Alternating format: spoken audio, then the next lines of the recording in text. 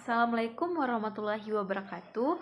Perkenalkan, nama saya Pija Patricia. Saya berasal dari kelas 1C D3 Teknik Telekomunikasi dengan nomor NIM 2001-05-2026. Baiklah, pada video kali ini saya akan menjelaskan tentang UTS Medan Elektromagnetik, yang mana materinya sudah saya ringkas pada sebuah buku dan akan saya jelaskan pada video berikutnya.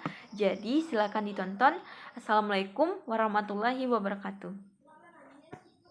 Baiklah, di sini saya akan menjelaskan tentang sistem koordinat, yaitu sistem koordinat Cartesian. Sistem koordinat Cartesian adalah suatu sistem koordinat yang menggunakan 3 sumbu koordinat yang saling tegak lurus, yaitu ada sumbu X, sumbu Y, dan sumbu Z, yang mana tiap sumbu ini mempunyai bidang. Yang berada di depan sumbu X itu bidang X, dan yang berada di depan sumbu Z adalah bidang Z sama dengan 0. Begitu juga dengan sumbu Y, ada bidang Y sama dengan 0. Dan perpotongan ketiga bidang ini disebut dengan titik X, Y, dan Z. Untuk gambar berikutnya, kita akan menjelaskan tentang ini, titik perpotongan 3 bidang atau titik. Contohnya titik Q.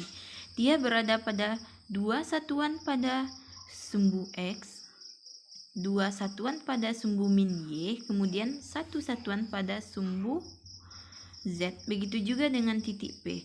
Titik P ini berada pada 1 satuan pada sumbu X, 2 satuan pada sumbu Y, kemudian 3 satuan pada sumbu Z. Selanjutnya kita akan berusaha mencoba mencari volume dari sistem koordinat, yang mana ini ada Z, ini ada X, ini ada Y. Kalau kita turunkan, dia berubah menjadi kecil, yaitu yang semulanya dia X berubah menjadi DX, yang semulanya dia Y berubah menjadi DY, dan Z berubah menjadi DZ. Karena dia bentuk turunan yang awalnya besar, dia berubah menjadi kecil, sehingga kalau kita ingin mencari volumenya, kita harus mencari turunan dari volumenya. Misalnya volumenya adalah awalnya X kali Y kali Z, karena kita turunkan sehingga dV sama dengan dX kali dy kali dz. Misalnya konsep turunan X pangkat 3, kalau kita turunkan dia menjadi, yang ini pindah ke depan 3X, yang pangkatnya kita kurangkan 1, 3X pangkat 2. Kita misalkan X nya sama dengan 5, sehingga kalau X sama dengan 5 pangkat 3 sama dengan 125. Kalau 3X pangkat 2 berarti 3 kali 5 pangkat 2 sama dengan 75. Oleh karena itulah ruangnya berubah menjadi kecil. Kemudian kita masuk pada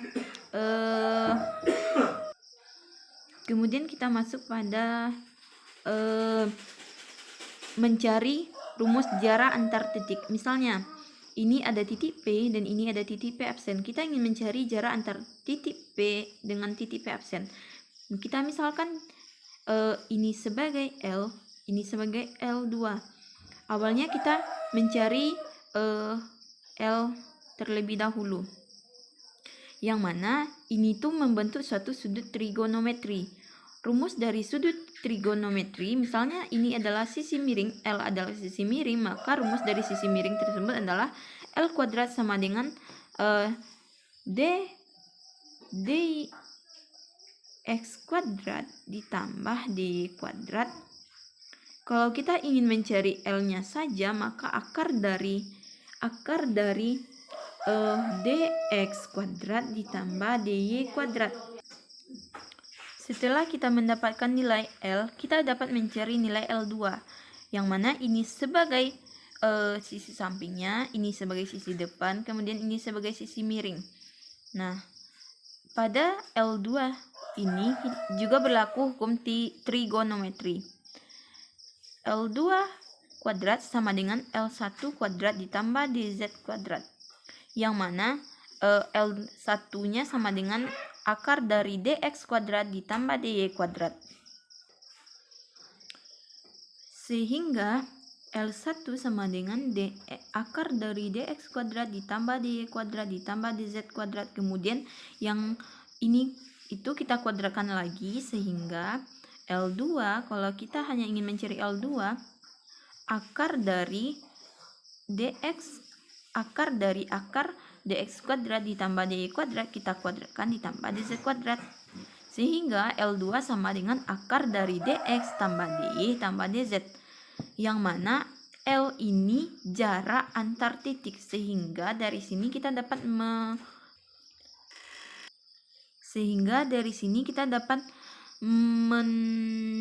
menentukan suatu konsep atau menemukan suatu konsep formula yang mana jarak antar titik itu rumusnya akar dari dx tambah dy tambah dz.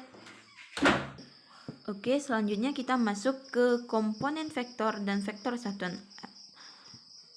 Vektor komponen adalah penjumlahan dari vektor-vektor, yang mana ini Y adalah komponen vektor Y dan Z komponen vektor Z, begitu juga dengan X. Sehingga kalau kita ingin mencari vektor komponen yang disimbolkan dengan R, maka kita jumlahkan komponen vektornya.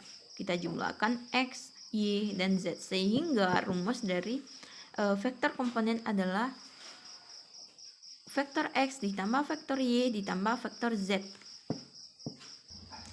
Selanjutnya kita masuk vektor satuan. Vektor satuan adalah arah dari sumbu koordinat. Misalnya, vektor satuan AX berarti satu satuan arah sumbu X. Kemudian vektor satuan AY adalah satu satuan pada arah sumbu Y. Begitu juga dengan vektor satuan AZ, satu satuan pada sumbu Z. Contohnya untuk vektor satuan adalah ini Q, yang mana Q ini berada pada dua satuan arah sumbu X min dua satuan pada arah sumbu Y, kemudian satu satuan pada sumbu Z. Begitu juga dengan titik P, satu satuan pada sumbu X, dua satuan pada sumbu Y, dan tiga satuan pada sumbu Z. Dari sini, dari RQ, RP, kita dapat menentukan nilai RPQ, yang mana nilai RPQ ini kita dapatkan dengan awalnya kita mencari vektor RQ. Vektor RQ ini rumusnya adalah vektor RP ditambah vektor RPQ. Sehingga kalau kita ingin mencari vektor RPQ, maka rumusnya RQ ini kita kurangkan dengan RP, karena dia perpindahan luas jadinya pengurangan. Dan yang perlu kita ingat dalam suatu vektor, jika dia mempunyai nilai dan arah yang sama, berarti dia itu adalah vektor yang sama. Oke, berikutnya kita masuk perkalian titik dan perkalian silang. Perkalian titik atau perkalian skalar adalah perkalian antara magnitud A dengan magnitud B, dan kita kalikan dengan kosinus sudut terkecil. Contohnya ini ada sudut, ini ada sudut. Kita misalkan ini sudut theta dan ini sebagai sudut P, yang mana besar sudut theta lebih kecil daripada sudut P. Sehingga karena perkalian skalar, yang mana perkaliannya kita kalikan dengan kosinus sudut terkecil, karena sudut theta lebih kecil daripada sudut P, sehingga yang kita kalikan adalah besaran A dikalikan dengan besaran B. Kemudian kita kalikan dengan kosinus sudut theta AB, antara theta AB, yang kita pilih sudut terkecil. Karena dia besaran, sehingga rumus dari besaran ini adalah misalnya besaran B, berarti akar dari BX kuadrat ditambah BY kuadrat kemudian ditambah BZ kuadrat, itulah rumus besaran. Setelah kita mendapat besarannya, kita kalikan dengan kosinus sudut terkecil. Kemudian pada perkalian titik berlaku hukum komutatif, di mana A kali B sama dengan B kali A. Kemudian A kali A sama dengan A kuadrat, sama dengan besaran A kita kuadratkan. Kemudian untuk tanda komponen untuk tanda komponennya pada perkalian titik, dia bernilai positif jika nilai sudutnya itu antara 0 sampai 100. Kemudian dia bernilai negatif jika sudut tetanya itu besar sama 90 dan kecil sama 180. Misalnya ada sudut tetanya itu bernilai 130, berarti tanda komponennya bernilai negatif. Karena apa? Karena dia kecil atau besar sama 90 dan kecil sama 180, rentang nilainya ini. Kemudian kita masuk perkalian silang atau perkalian vektor. Perkalian silang atau perkalian vektor adalah perkalian antara magnitud A dan magnitud B serta kita kalikan dengan sinus sudut terkecil antara A dan B. Sama dengan perkalian silang tadi, perkalian titik tadi, kita ambil sinus sudut terkecil antara A dan B. Sinus sudut terkecil antara A dan B. Ini ada sudut theta, sudut pi. Karena sudut theta lebih kecil daripada sudut pi, sehingga yang kita ambil adalah sudut theta. Karena perkalian silang adalah perkalian vektor, tentu saja perkalian silang mempunyai arah, yang mana arah perkalian silang antara vektor A dan vektor B tegak lurus dengan bidang yang berisi di mana A dan B itu didapatkan. Dan pada perkalian silang tidak berlaku hukum komutatif, yang mana B kali A tidak sama dengan A kali B, tetapi B kali A sama dengan min A kali B. Contohnya, kita kalikan AX dikali AY menghasilkan AZ. Tetapi kalau kita ingin mencari AY kita kalikan dengan AX, maka hasilnya itu min AZ. Begitu juga dengan AY dikali AZ hasilnya AX, sementara AZ dikali AY hasilnya min AX. Jadi itulah yang dimaksud dengan perkalian titik dan perkalian silang. Oke, berikutnya kita masuk sistem koordinat tabung. Sistem koordinat tabung itu mempunyai 3 komponen, yang mana komponennya ada rho, pi, dan z. Rho ini adalah jari-jari dari tabung.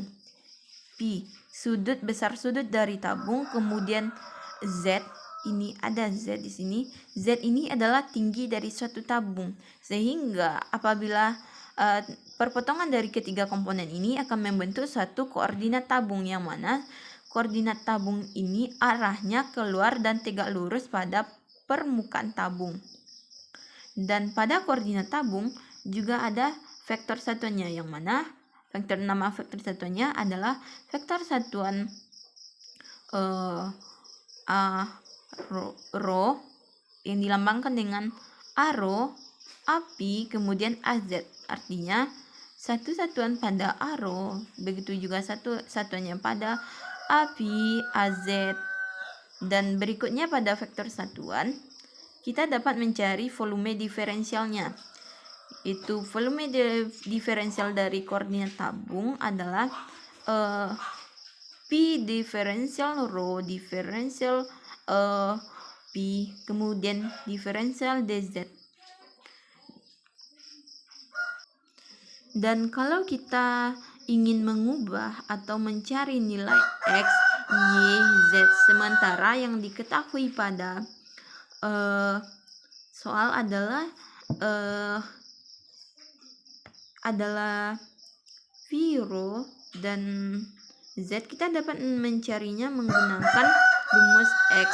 Rho sama dengan cos pi, Y sama dengan sin pi, Z sama dengan Z.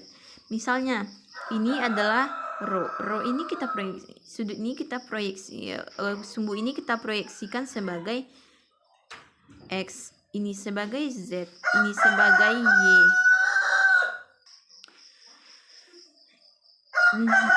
Yang mana yang mana ini tuh membentuk suatu sudut trigonometri. Kalau kita ingin mencari sudutnya, misalnya ini ada X, ini ada sudut P, kemudian ada P, karena ini Y berarti di depan ini juga Y, sehingga kita dapat mengeluarkannya ini seperti gambar di sini. Ada komponennya, ada rho, ada Y, ada Z, ada X maksudnya. Sehingga kalau kita ingin mencari sin theta ini rumusnya adalah sisi miring, sisi depan per sisi miring. Depan per miring sama dengan depannya ada Y, miringnya ada rho, berarti Y per rho. Kemudian ada cos P.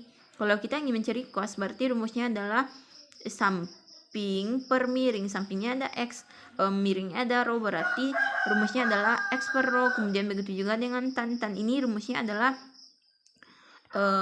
Y per X. Y-nya adalah sisi depan, X-nya adalah sisi samping. Dari sinilah kita dapat memproyeksikan atau menentukan nilai dari X, Y, dan Z. Itulah rumus dari kalau kita ingin mengubah koordinat tabung menjadi koordinat Cartesian. Begitu juga kalau yang diketahui itu adalah X, Y, dan Z, kita dapat menghitung nilai rho, Z, P menggunakan rumus akar. Misalnya ini, karena dia juga membentuk suatu sudut trigonometri, kita dapat mencari rho. Rho ini rumusnya adalah akar, karena dia sisi miring, berarti akar dari X kuadrat ditambah dengan Y kuadrat.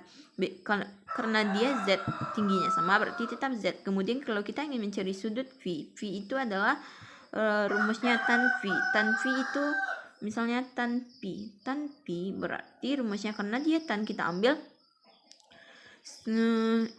rumus dari tan adalah depan per samping. Depannya ada Y, sampingnya ada X, berarti Y per X. Karena kita ingin mencari nilai V, P adalah Y per X. Kemudian kita bagi dengan tan. Karena kita ingin memindahkannya ke atas, berarti Y per X dikali dengan tan pangkat min 1, yang mana tan pangkat min 1 ini adalah tan inverse. Berarti kita dapat mencari nilai V dengan tan inverse Y per X. Dari situlah asal usul atau rumus tan inverse. Nah, setelah kita mendapatkan atau mencari formulanya, selanjutnya kita akan masuk pada sistem koordinat bola. Sistem koordinat bola adalah suatu sistem koordinat yang mempunyai 3 komponen, yaitu komponennya ada R, jari-jari, kemudian ada theta, sudut theta adalah sudut dari ini, kemudian ada P.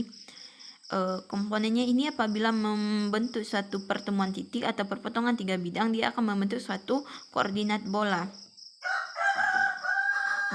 Dan jika yang kita bisa dapat menghitung, atau jika kita dapat menghitung X, Y, Z jika R, theta sama P-nya diketahui dengan rumus. Kalau kita ingin mencari X itu rumusnya R sin theta cos P. Y sama dengan rumusnya R sin theta sin P. Begitu juga dengan Z. Kalau kita ingin mencari Z, yang diketahui itu adalah R theta sama P, maka rumus dari Z itu adalah R cos P, R cos theta. Dan jika yang diketahui itu adalah X, Y, dan Z, kita dapat menghitung nilai R theta P menggunakan rumus, yaitu R rumusnya akar X kuadrat ditambah Y kuadrat ditambah Z kuadrat, di mana R itu harus besar sama dengan 0. Kemudian kalau kita ingin menghitung nilai theta itu rumusnya adalah cos inverse Z per akar X kuadrat ditambah Y kuadrat, yang mana rentang nilai theta-nya itu adalah theta besar sama 0, kecil sama 180 derajat. Kemudian kalau kita ingin menghitung nilai P, maka nilai P tersebut dapat kita hitung menggunakan rumus P sama dengan tan inverse Y per X. Kemudian pada koordinat bola juga terdapat perkalian volumenya, yaitu perkalian volume pada koordinat bola atau perpotongan titik pada koordinat bola adalah yang ini, sisi ini adalah R sin pi d R sin theta d pi, kemudian ini adalah RD d theta, kemudian ini adalah dr. Kalau kita ingin mencari volumenya, maka semua komponen ini, semua ini kita kalikan, sehingga rumus dari perkalian volumenya adalah dr dikali rd theta dikali r sin theta. Berikutnya kita akan masuk pada intensitas medan muatan. Intensitas medan muatan ada 4, yaitu ada medan titik, medan volume, medan garis, sama medan bidang. Medan listrik oleh muatan titik. Listrik itu pasti mempunyai muatan. Muatannya ada positif, ada yang negatif. Kalau dia muatannya positif, berarti arah medannya itu keluar dari muatan. Tanda Kemudian kalau dia itu bermuatan negatif, berarti arah medannya itu ke dalam muatan, menuju muatan. Kemudian gaya antara dua titik, misalnya F. Kita ingin mencari F. F itu rumusnya Q1 kali Q2 per R kuadrat. Sehingga pada gaya antara dua titik ini kita yang mana gaya ini berbanding lurus dengan ketetapan konstanta dan berbanding lurus dengan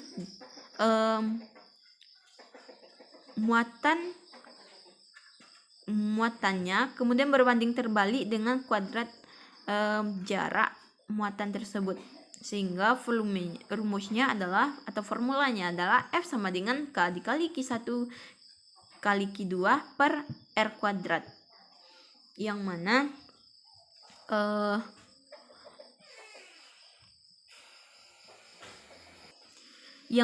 ketetapan dari nilai K ini adalah 9 kali 10 pangkat 9. Kemudian Q ada juga dengan E ini adalah medan listrik, yang mana rumus medan listrik ini adalah F per Q. F-nya kita ketahui dari rumus ini, kemudian Q kita bagi dengan Q. Kita masuk pada muatan volume. Muatan volume, jumlah muatan persatuan volume, dinyatakan dengan notasi PV, yang mana PV ini adalah kerapatan muatan volume dalam suatu kolom per meter kubik. Misalnya AQ sama dengan PV kali delta V. Kemudian dari sini kita dapat mencari nilai kerapatan volumenya, yaitu dilambangkan dengan rho V. Rho V sama dengan lim delta V mendekati 0 dikali delta Q per delta V. Kemudian dari sini kita dapat mencari nilai rho sama dengan dQ per dV. dQ sama dengan, karena yang dicari dQ sama dengan dV dikali rho. Ini PV, kerapatan muatan volume. Sehingga pada akhirnya kita menemukan suatu formula untuk muatan volume, yaitu Q sama dengan integral dari vol kali rho V kali dV. Inilah rumus dari muatan volume. Q sama dengan integral vol kali rho V kali dV. Dapatnya dari mana? Dari sini. Dari penyederhanaan sehingga terbentuklah formula atau rumus ini. Selanjutnya, medan listrik oleh sebuah muatan garis. Kerapatan muatan garis PL. Medan muatan garis digunakan untuk mengukur berkas yang sangat kecil dan yang sangat halus. Sehingga kalau kita ingin mengukur suatu berkas yang sangat kecil, kita dapat menggunakan medan listrik oleh suatu muatan garis, di mana tiap unsur pertambahan panjang dari muatan garis berlaku sebagai muatan titik. Kemudian kita masuk medan muatan bidang. Konfigurasi muatan dasar yang lain ialah muatan yang tersebar merata pada bidang tak berhingga karena arah medannya selalu menjauhi muatan positif, sehingga diatasi dengan memakai vektor satuan AN yang arahnya keluar dari bidang normal. Nah, itulah penjelasan saya mengenai UTS Medan Elektro. Mungkin hanya itu. Terima kasih. Assalamualaikum warahmatullahi wabarakatuh.